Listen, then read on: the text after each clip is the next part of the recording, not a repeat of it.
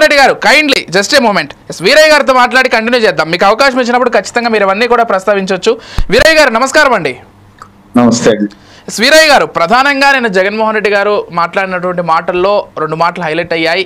విలువలు, విశ్వసనీయత. ఈరోజు నిజంగానే రాజకీయాల్లో విలువలు, విశ్వసనీయత మరి అన్ని పార్టీలకు ఉన్నాయా? అన్ని పార్టీలతో మరి ఆయన పార్టీ కంటే జగన్మోహన్ రెడ్డి పార్టీకి కూడా ఉన్నాయా? ఇవన్నీ కూడా ప్రశ్నలే. సరే, ఈ రెండు మాటలకి ప్రధానంగా సంబంధించి అసలు మీరేం చెప్తారు? నిజంగానే ఈరోజు రాజకీయాల్లో విలువలు, విశ్వసనీయత ఉన్నాయా?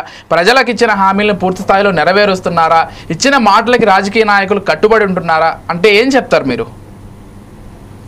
విలువలు, విశ్వసనీయత అది చంద్రబాబు నాయుడు ప్రభుత్వంలో ఉన్నాయా లేదా అనేది ఎంత చూడాలో, వైసీపీ అధికారంలో ఉన్నప్పుడు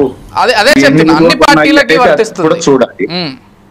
రెండోది, ఇప్పుడు ఆంధ్రప్రదేశ్ రాజకీయాలు చూసుకుంటే వైసీపీని, టీడీపీ, అట్లనే పవన్ కళ్యాణ్ విమర్శిస్తుంటారు, వాళ్ళని వైసీపీ నాయకత్వం విమర్శిస్తూ ఉంటుంది.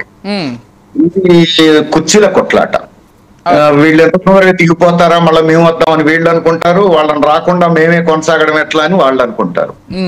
ఇప్పుడు మీరు చూడండి, దేశం అంతా చర్చిస్తున్నది ఏమిటి? ఇప్పుడు భారతదేశంలో బడ్జెట్ గురించి దేశం అంతా చర్చిస్తోంది. అవును, మనం ఇప్పుడు 6వ తేదీన ఉన్నాం. 6 రోజులైంది బడ్జెట్ పెట్టి. చంద్రబాబు నాయుడు గారికి బడ్జెట్ పట్టదు, ఇటు జగన్మోహన్ రెడ్డి గారికి బడ్జెట్ పట్టదు. ఆంధ్రప్రదేశ్ భారతదేశంలో భాగం కాదా? ఆంధ్రప్రదేశ్ ఏదో స్వతంత్ర దేశం అయినట్టు, కేంద్రంలో ఆర్థిక శాఖ మంత్రి నిర్మలా సీతారామన్ ప్రవేశపెట్టిన బడ్జెట్ కు, అంతకు ముందు రోజు ప్రవేశపెట్టినటువంటి ఆర్థిక సర్వే రిపోర్టుకు ఆంధ్రప్రదేశ్కి ఏమీ సంబంధం లేదన్నట్టు, అదొక స్వతంత్ర దేశం అయినట్టు, చంద్రబాబు నాయుడు గారిని దింపితే ఈయన వస్తాడు, ఈయన దింపితే ఆయన వస్తాడన్నట్టు ఏమిటి పోట్లాట?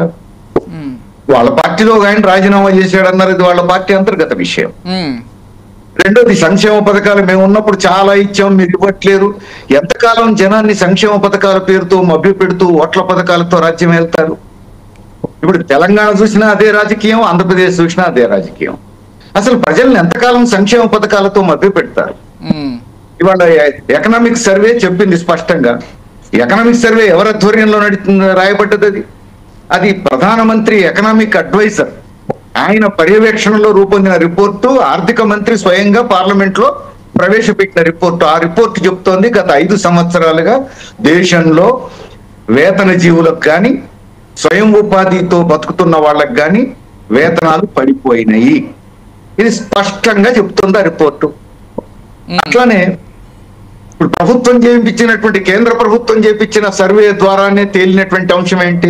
22 కోట్ల మంది ప్రజల రోజువారీ ఆదాయం 300కు మించి లేదు అని. మూడోది, ఎకనామిక్ సర్వే రిపోర్టే చెప్పింది ఏమిటి? నిజ వేతనాలు కూడా పడిపోతున్నాయని చెప్పేసి.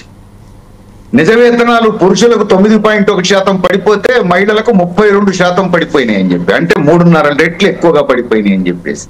ఇవేవి అసలు చంద్రబాబు నాయుడు గారికి సమస్యలుగా కనపడవు, పవన్ కళ్యాణ్ గారికి సమస్యలుగా కనపడవు, జగన్మోహన్ రెడ్డి గారికి సమస్యలుగా కనపడవు. అంతా అబ్రకదబ్రా అంటారు. ఇదంతా వీరయ్య గారు, ఒక విషయం అండి, చంద్రబాబు గారు మాట్లాడుతూ కేంద్రం ప్రవేశపెట్టిన బడ్జెట్ ని మేము స్వాగతిస్తున్నాం, చక్కగా ఉందంటూ కామెంట్ చేశారు కదా.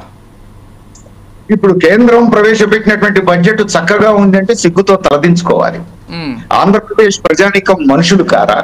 ఇప్పుడు ఆయన సమాధానం చెప్పాలి చంద్రబాబు నాయుడు గారు. దేశ ఎకనామిక్ సర్వే రిపోర్ట్ చెప్పింది గత 5 సంవత్సరాలుగా ఈ దుస్థితి కొనసాగుతోందని చెప్పింది. దాని ఫలితమే దేశంలో స్థూల జాతి పడిపోయిందని చెప్పింది.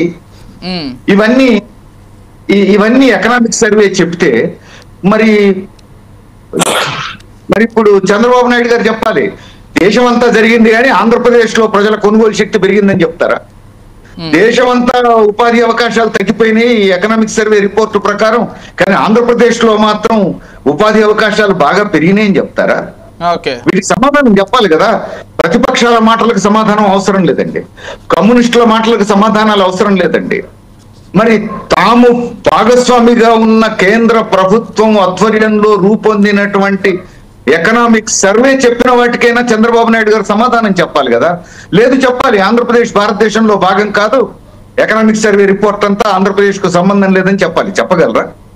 ఒక ముఖ్యమంత్రి స్థానంలో ఉండి వీటికి సమాధానం చెప్పకుండా అది చాలా బ్రహ్మాండంగా ఉందంటే ఎవరిని మప్పి పెట్టడానికి? ఓకే. అందుకని కొత్తగా జగన్మోహన్ రెడ్డి గారు, చంద్రబాబు నాయుడు గారు, అటు పవన్ కళ్యాణ్ గారు ఒకళ్ళ మీద ఒకళ్ళు రాళ్ళు వేసుకుంటే ఉపయోగం ఏంటి? వాళ్ళకి ఏమన్నా తగాదాలు ఉంటే రాళ్ళు వేసుకొనివ్వండి. కానీ ఆంధ్రప్రదేశ్ ప్రజల సమస్యల గురించి వాళ్ళు ఏం చెప్పదలుచుకున్నారు? భారతదేశంలో వాళ్ళు భాగం, వాళ్ళు దేశభక్తులైతే, ఈ దేశం గురించి వాళ్ళకు బాధ్యత ఉంటే మరి ఇప్పుడు చెప్పాలి. ఇప్పుడు పవన్ కళ్యాణ్ గారు కూడా చెప్పాలి, తన పార్టీని మోడీ గారికి పణంగా పెట్టారు కదా, పార్టీ పెట్టిన వారం రోజులకే తీసుకుపోయి బేరం పెట్టుకున్నారు కదా, మోడీ గారికి అప్పచెప్పారు కదా, మరి వారు ఇప్పుడు చెప్పాలి సమాధానం.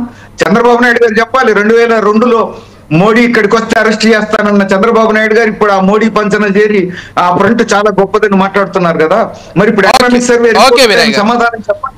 రైట్ అండి, రైట్. ఒక్కసారి జగదీష్ గారితో మాట్లాడదాం. వారితో మాట్లాడిన తర్వాత మళ్ళీ ఒకసారి ఈ అంశం గురించి చర్చిద్దాం.